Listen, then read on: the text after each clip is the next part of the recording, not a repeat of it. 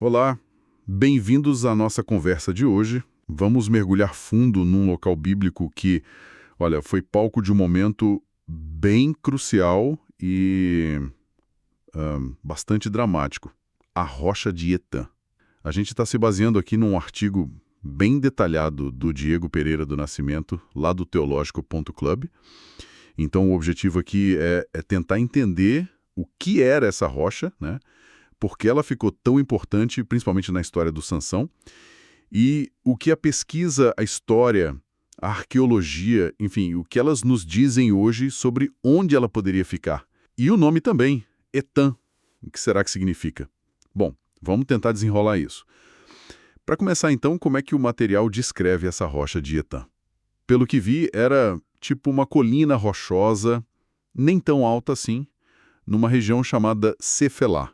E tinha um detalhe importante, uma fenda, né? Uma espécie de caverna, talvez, um túnel natural. Exatamente. E essa característica geográfica, olha, era fundamental. A Cefelá, essa área de colinas, né, que fica ali entre a planície da costa e as montanhas de Judá, era uma zona de transição muito estratégica. Então, uma fenda, uma caverna numa colina assim, oferecia um esconderijo excelente.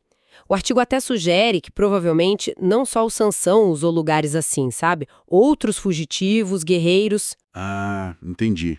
Faz sentido. Locais assim na Cefelá eram pontos de refúgio conhecidos, provavelmente. Eram de difícil acesso, o que ajudava muito na defesa, né? E também para escapar, se fosse preciso. Sim, um refúgio natural perfeito para tempos de conflito, imagino. Difícil de invadir, dava para se defender bem ali. Isso.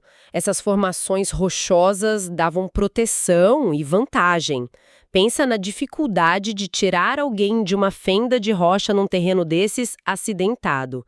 Isso era chave, né, nas brigas constantes entre israelitas e filisteus naquela fronteira. E o nome Etã vem de uma aldeia que ficava por perto. É isso. O que a gente sabe sobre essa aldeia? Isso mesmo, o nome vem da aldeia de Etã. Segundo a Bíblia, essa aldeia ficava na área da tribo de Simeão, bem na divisa com Judá, também ali na Cefelá. O material que a gente está usando menciona que ela ficava perto de estradas antigas, rotas de comércio, o que sugere que talvez não fosse um fim de mundo, sabe?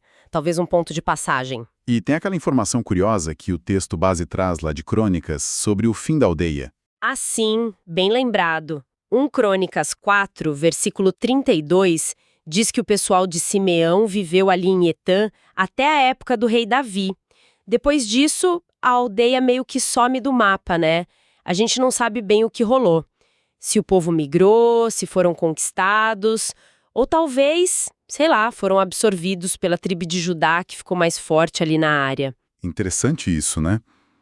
Como um lugar físico, a aldeia quase desaparece da história.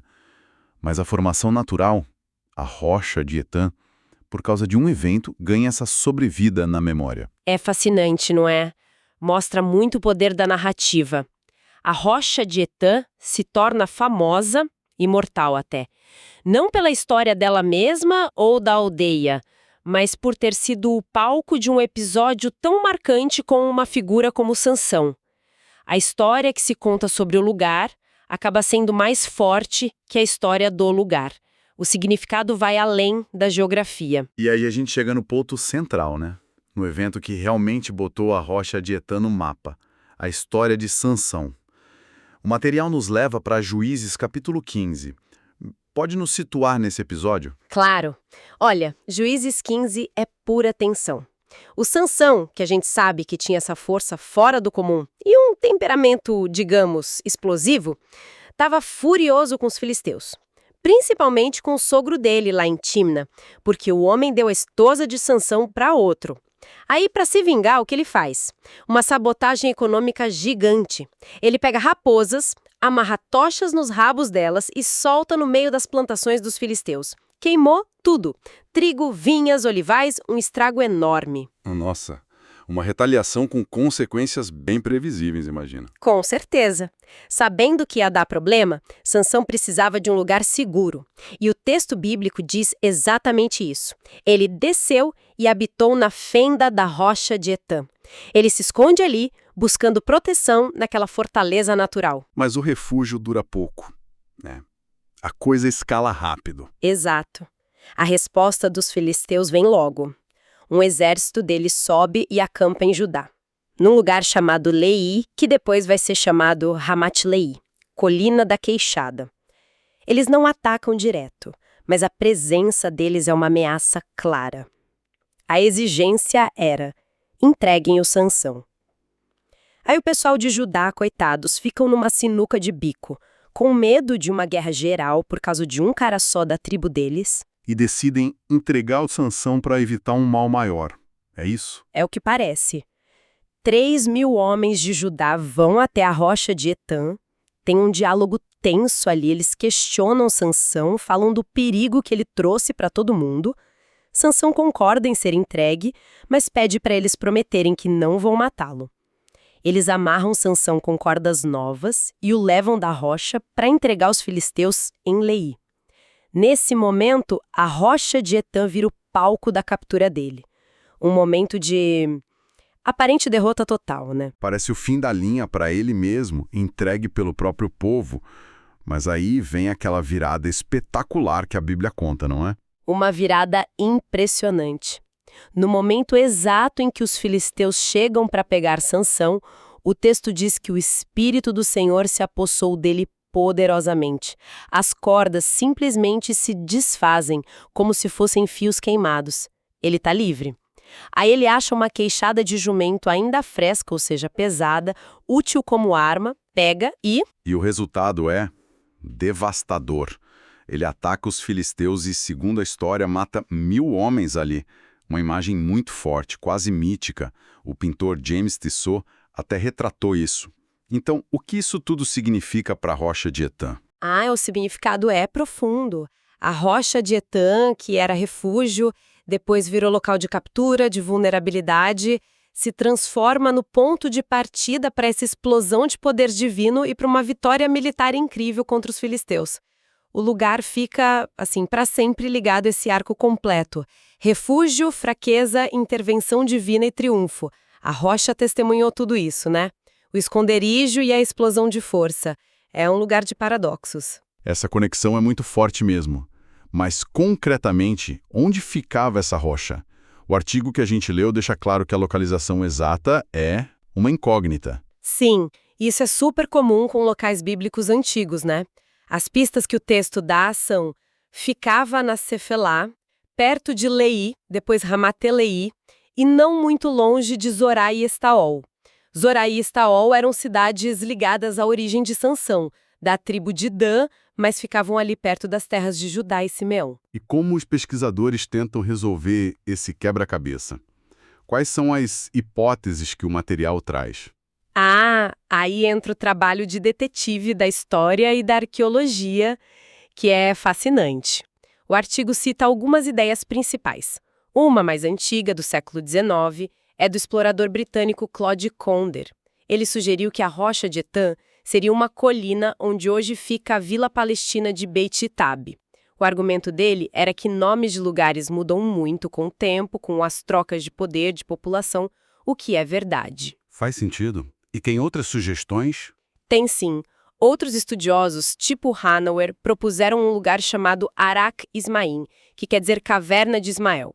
Como lá tem uma caverna bem visível, isso bate com a descrição da fenda, do esconderijo rochoso. Seria um bom candidato. E ainda mencionam outra caverna um pouco mais ao norte dessa área, perto de onde hoje passa uma ferrovia. E aquela ideia de ser perto de Belém, isso procede? Essa é uma hipótese mais minoritária, digamos. Sugere que essa Etã de Sansão seria a mesma Etã que é mencionada perto de Belém, lá nas montanhas de Judá.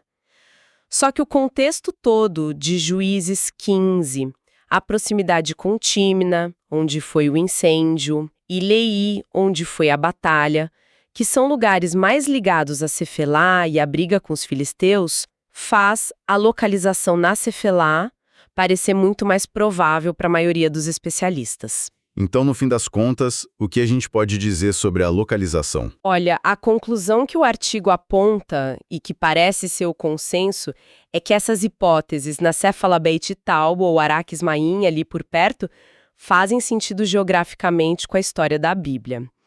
Mas falta a prova final, a evidência arqueológica direta. Não acharam até agora nenhuma inscrição, nenhum objeto que diga aqui foi a rocha de Etã de Sansão. É um quebra-cabeça que continua aberto, mas o interessante é ver como a descrição bíblica, mesmo sem mapa, aponta para um tipo de lugar bem específico, uma rocha defensável na zona de fronteira. É verdade. Mesmo sem o local exato, o nome Etã tem um significado, né? O artigo fala da origem hebraica Eitan. O que quer dizer? Eitan, em hebraico, significa algo como forte, sólido, firme, perene, duradouro. Pode ser força física, mas também constância, permanência. Então, rocha de Etã seria tipo rocha forte ou rocha duradoura. Um nome que cai como uma luva para um refúgio de pedra, uma fortaleza natural. Traz essa ideia de resistência, de algo sólido. Exatamente. O nome já reforça a imagem de lugar seguro, resistente, o que combina com o papel de esconderijo. Mas aí vem outra camada que o material também comenta. O nome Etã não é exclusivo desse lugar, nem da aldeia de Simeão. Ele aparece em outros lugares na Bíblia. Ah, é? Quais seriam essas outras referências? É importante não misturar, imagino. Sim, a distinção é chave.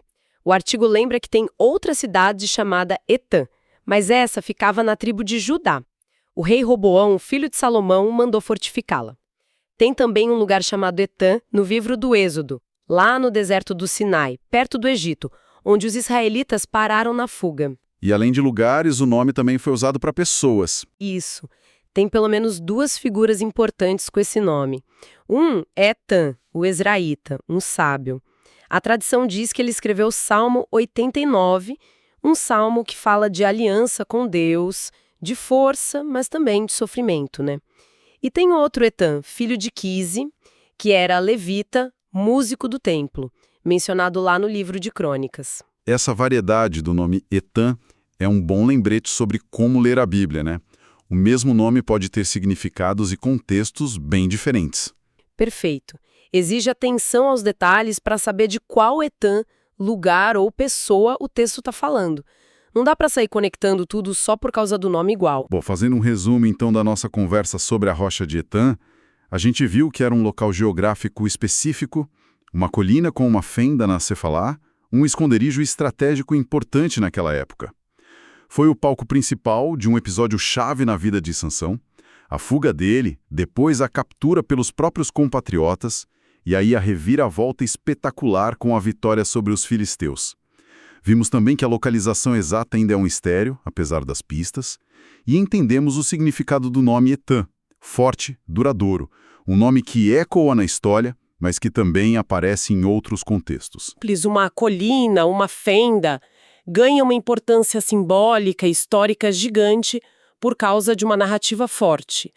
A história de Sansão em Juízes tornou esse lugar imortal na tradição, muito além da história real do lugar ou da aldeia que deu o nome. A força da história molda a memória do lugar, né? E para a gente fechar nossa análise, fica aqui uma provocação para pensar, que vem direto dessa história e do significado do nome. Etã quer dizer forte, duradouro. Mas a rocha fica famosa justamente por ser um refúgio temporário para Sansão. Um lugar ligado a um momento de vulnerabilidade extrema, ele estava escondido, foi capturado ali pouco antes de um ato de força sobre-humana. É um paradoxo interessante mesmo. Como é que essas ideias de força, solidez, durabilidade se encaixam com momentos de refúgio, de crise, de fraqueza aparente? Será que a força de verdade, essa durabilidade do nome Etã, aparece só na explosão, como a do Sansão depois de se libertar? Ou será que ela está também na capacidade de procurar refúgio, de aguentar firme, de suportar a captura, de esperar a hora certa? Exato. O que significa realmente ser forte ou duradouro quando se está acuado, em desvantagem ou mesmo escondido? Talvez a história da rocha de Etã nos convide a pensar sobre as muitas faces da força e da resiliência, não só nessas grandes histórias, mas na nossa própria vida, nos nossos desafios. Fica aí a reflexão.